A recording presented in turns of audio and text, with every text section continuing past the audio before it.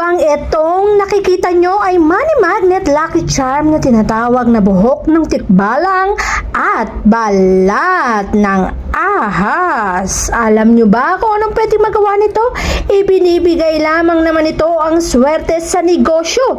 Kapag meron ka nito sa cash box o lalagyanan ng pera mo, ay siguradong magtutuloy-tuloy ang dami ng customer at dami ng kita mo. Kung mahilig ka naman sa tayaan, ay dalhin mo to kapag ikaw ay tataya na. Pulungan mo to ng kahilingan at isulat mo ang mga numero sa isang malinis na papel upang ang mga ito ay lalabas at swertihin at magbigay ng blessing sa iyo.